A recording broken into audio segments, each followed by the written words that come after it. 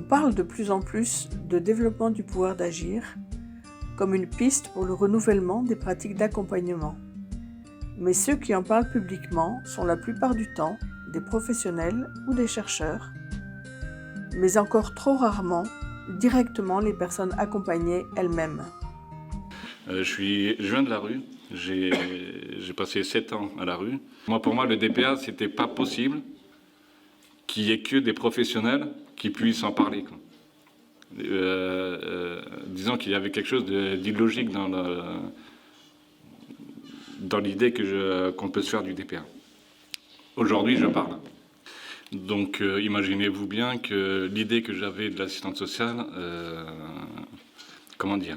elle était un peu mauvaise. D'où le fait que son approche était brutale pour moi, dans le sens où je ne m'attendais pas du tout à cette approche-là. Donc il a fallu qu'on se... parce que c'est pas évident. Les personnes qui sont accompagnées, elles savent très bien, elles ont un regard sur vous tous. Sur vous tous. Elles l'ont. Certainement pas dans l'idée où vous avez de votre statut, quoi. Donc, franchement, l'approche, elle a été, pour moi, ça a débuté quelque chose de nouveau pour moi. Déjà, sur le regard des institutions, sur le regard des travailleurs sociaux. Pour moi, j'avais l'idée que la travailleuse sociale, ils nous écoutaient pas, ils nous entendaient. Ils nous entendaient. Mais entendre, pour moi, ça veut rien dire. Ça passe par là, ça repart par là. Et notre vie aux accompagnés, elle n'avance pas. Elle n'avance pas. Ce qui fait qu'on est encore de plus en plus impuissant face à nos problématiques, quoi. Et cette approche-là, elle a été un peu brutale parce que moi, je ne la comprenais pas pourquoi elle avait cette approche-là, quoi. Pourquoi, d'un coup, il faudrait que je participe à ma propre évolution. Parce que c'était pas comme ça dans le temps. Moi, le regard que j'ai sur les assistantes sociales, c'est pas du tout comme ça. Il y a comme une espèce de hiérarchie, quoi, entre l'assistante sociale et l'accompagné.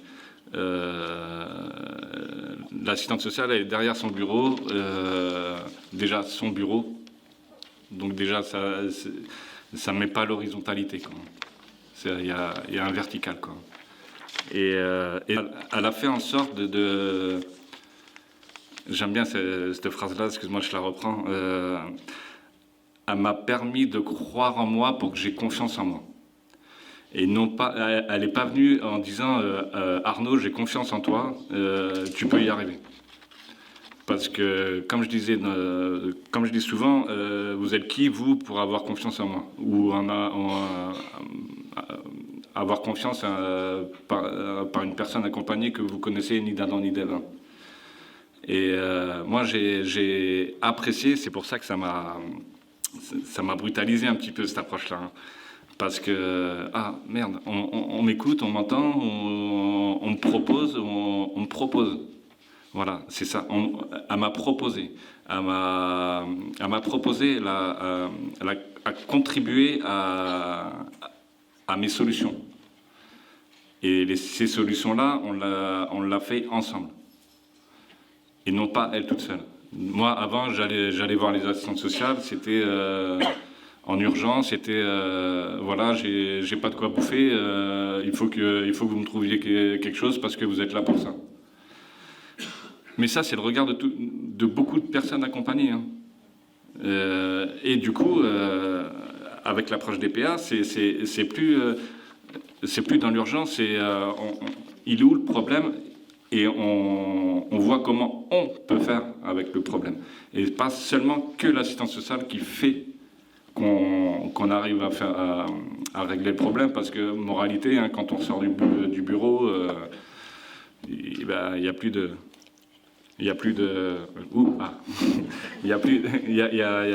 le problème pour moi, il y était toujours, quoi.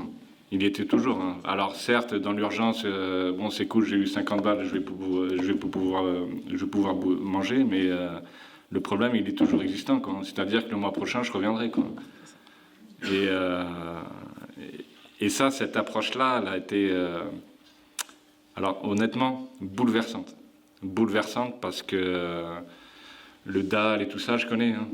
Le jeudi noir, tout ça, parce que je l'étais dedans et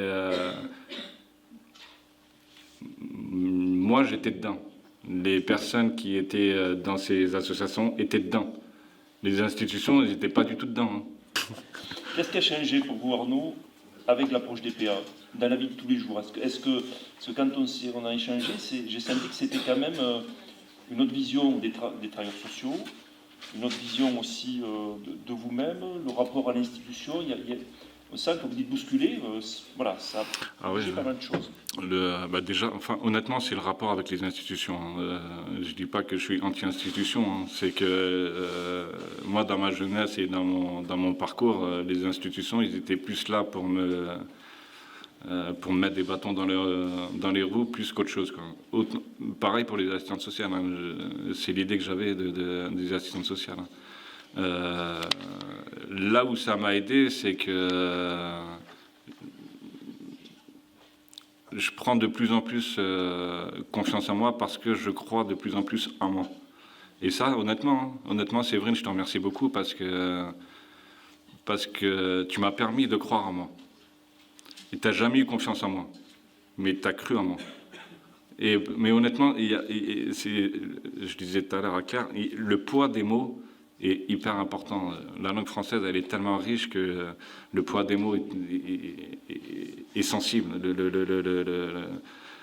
On pourrait croire que c'est pareil, hein, croire ou confiance, c'est pareil. Alors absolument pas, parce que pour que ça marche, il faut que la personne croie en elle. Et je pense que l'approche des PA peut faire ce symbole-là, quoi, de croire en soi. Croire en soi, ça veut dire aussi d'avoir une autre vision sur les institutions, sur le rôle des assistantes sociales, donc de mieux travailler ensemble. Et ça, pour moi, le DPA, c'est ça, c'est travailler ensemble. Et non pas chacun de son côté ou seulement les assistantes sociales ou les institutions. Quoi. Vous avez choisi, Arnaud, d'adhérer à l'association. Oui. Pour quelle raison? Alors, honnêtement, je veux pas faire un long discours, c'est parce que je suis humain. Je suis humain. Le DPA, c'est quelque chose humaniste pour moi. Parce qu'il y a du partage, il y a du savoir-faire des deux côtés. On marche à l'horizontale. Même dans le collectif, ça rejoint un petit peu ce que tu disais, même dans le collectif, il y a tellement de choses à prendre du TPA, du DPA. Mais j'y crois dur. Moi, honnêtement, j'y crois dur comme fer. C'est pour ça que j'ai adhéré au DPA parce qu'il y a quelque chose d'humain dedans. C'est pas juste un bureau, on écrit et on voit ce qu'on peut faire. Non, il y a un rapport humain. Il y a un rapport humain parce que c'est horizontal. D'accord. Il faudra qu'on se pose la question tout à l'heure. Pourquoi ce que vous dites là, c'est quand même l'essentiel du travail social. Hein. Et est-ce qu'on l'a perdu? Est-ce que c'est l'enfermement dans les dispositifs? Ah, mais est-ce que pour moi, vous l'avez jamais eu. Hein. Ah ouais, non mais c'est. Quand on a commencé à travailler ensemble, j'ai pas ressenti de pitié. J'ai pas ressenti ah le pauvre. J'ai pas ressenti quelque chose qui pourrait me mettre mal à l'aise. Au contraire, elle m'a tendu une perche qui fait que, du coup, la perche, on la tient à deux aujourd'hui. Arnaud, avec le DPA, est-ce que vous avez le sentiment d'avoir trouvé une clé pour faire bouger les lignes, même à un niveau plus personnel, c'est-à-dire quotidien? Oui, je vais répondre les deux choses un petit peu, oui. Parce que je parle beaucoup, mais j'oublie beaucoup de choses. pour l'intervention du jeune homme là-bas. Effectivement, la parole de l'accompagné, il n'a jamais été entendu. Jamais. Et je pense que c'est très important pour vous, et nous automatiquement, d'être écouté, d'être entendu. S'il n'y a pas la parole de la personne accompagnée, ça ne sert à rien. Tout ce que vous allez faire, ça ne sert à rien. C'est pour ça que ça dure depuis 40, 50 ans qu'il faut faire ci, il faut faire ça. Mais si on n'a pas la vision de l'accompagner, eh ben, vous avancez tout seul. Et la deuxième chose, c'est que tout le monde a gagné. Ça, c'est selon moi. Tout le monde a y gagné avec le DPA. Que ce soit les institutions, les travailleurs sociaux, pour nous, parce que nous, on avance. Donc, on a tous à gagner. Moi, c'est que selon moi, mais on a tous à gagner avec le DPA. Tous. Alors, la question, c'était... la question, c'est, de ce que j'ai compris, voilà, plus personnel. Alors, je vous dis, franchement, c'est clair que oui. Par rapport à mon projet professionnel, j'ai un projet de coach canin, donc c'est éducateur canin avec les personnes, c'est-à-dire d'aider les maîtres à comprendre le chien et de pouvoir harmoniser un lien de famille. Et pour ça, le travail que j'ai à faire, il y a 75% avec le maître. Et le DPA, ça m'aide un truc de dingue. Parce que du coup, je donne les outils. Je donne les outils parce que j'écoute les problèmes des maîtres. Et donc, du coup, je vais à la base et je donne. Moi, de mon savoir, je donne des outils. Et le DPA, moi, j'ai pu constater avec quelques personnes que ça marche du tonnerre. Dans le sens où avant, j'avais pas l'idée du DPA et c'était très difficile à avancer. Et du coup, les personnes revenaient souvent vers moi parce qu'il y a un autre problème qui revenait. Avec le DPA, les personnes comprennent mieux et donc font mieux. Donc c'est certain que ça va beaucoup m'aider. Ça, c'est professionnel. Après, pour le personnel, j'arrive à mieux faire comprendre des idées que je peux avoir à mes amis, à ma famille, à plein de gens, mais pas en leur disant c'est ça qu'il faut faire. C'est un échange, c'est un partage et en partageant nos savoirs, ça fait que les personnes se sentent mieux dans ce qu'elles vont faire ou dans ce qu'elles vont entreprendre, quoi. Je m'arrête là, j'ai trop de choses à vous dire, mais je m'arrête là parce que...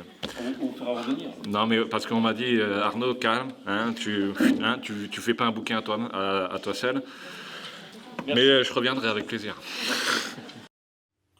Arnaud, dont on vient d'écouter le témoignage, a été accompagné par une professionnelle via l'approche centrée sur le développement du pouvoir d'agir des personnes et des collectifs, que l'on résume par l'acronyme DPAPC. L'approche centrée sur le développement du pouvoir d'agir des personnes et des collectifs, DPAPC donc, qu'est-ce que c'est ? C'est un processus de résolution de problèmes et d'accompagnement au changement. L'activation des 4 axes de l'approche DPAPC, tels qu'ils ont été modélisés par l'universitaire québécois Yann Lebossé, a pour effet que les personnes trouvent elles-mêmes les pistes pour agir sur ce qui est important pour elles, leurs proches ou le collectif auquel elles s'identifient. Que devient le rôle des accompagnants avec cette approche ? Ni sauveurs, ni policiers, ni militants, ils contribuent à la restauration du rapport à l'action des personnes accompagnées. Ils créent les conditions qui vont permettre à ces personnes de sortir de leur impuissance à agir sur quelque chose à laquelle elles tiennent.